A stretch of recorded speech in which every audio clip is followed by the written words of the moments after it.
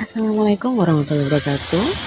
Di sini saya akan memberi refleksi pemikiran Ki Hajar Dewantara bersama saya Dustiani, Guru TK Negeri Pembina Ponorogo, calon guru penggerak angkatan 9. Ayo kita mulai.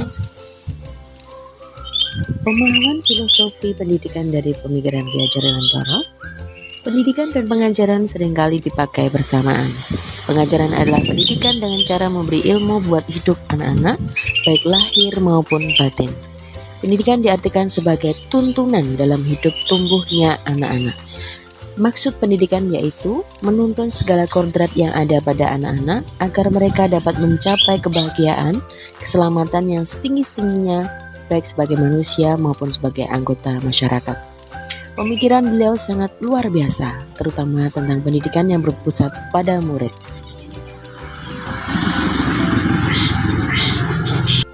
Atau student center. Pemikiran beliau menjadi semboyan, yaitu ing ngaso suntulodo ing madya mangunkarso tutpuri handayani, yang artinya di depan memberi teladan, di tengah menyemangati, dan yang di belakang memberi dorongan. Kita sebagai pendidik hanya memfasilitasi murid dan menuntun murid ke arah yang lebih baik, memberi teladan baik dalam perkataan maupun perbuatan. Kesimpulan dari pertanyaan pematik 1 adalah, apa yang Anda percaya tentang murid dan pembelajaran di kelas sebelum Anda mempelajari modul 1.1? Sebelumnya saya mempelajari modul ini, saya menganggap bahwa murid adalah siswa yang belum terarah. Saya menjelaskan dan menerangkan materi dalam pembelajaran yang saya sampaikan. Saya melakukan pembelajaran hanya mentransfer ilmu saja, dan penilaian yang saya lakukan hanya dari segi kognitif. Siswa hanya menghafal, fokus pada kemampuan akademik siswa secara umum. Kesimpulan dari pertanyaan pematik kedua, apa yang berubah dari pemikiran beliau setelah mempelajari modul ini? Saya mempelajari modul Ki Hajar Dewantara dari modul 1.1, saya menyadari bahwa selama ini pembelajaran saya kurang tepat.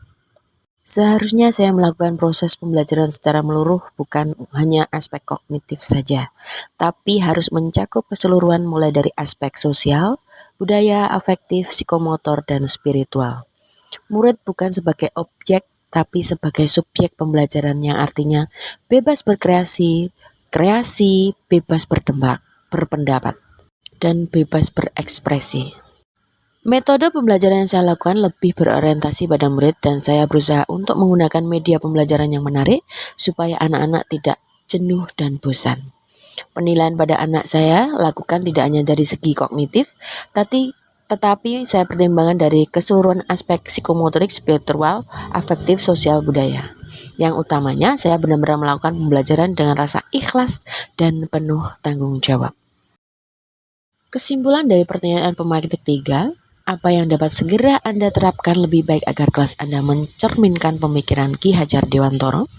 Yang saya dapat terapkan yaitu membuat rencana pembelajaran yang interaktif, komunikatif, sesuai dengan karakteristik anak supaya pembelajaran lebih mengena, mengasihkan, dan menyenangkan.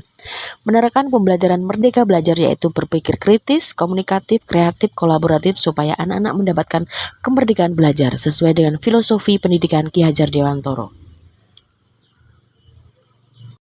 Bahwa pendidikan itu menuntun bukannya menuntut.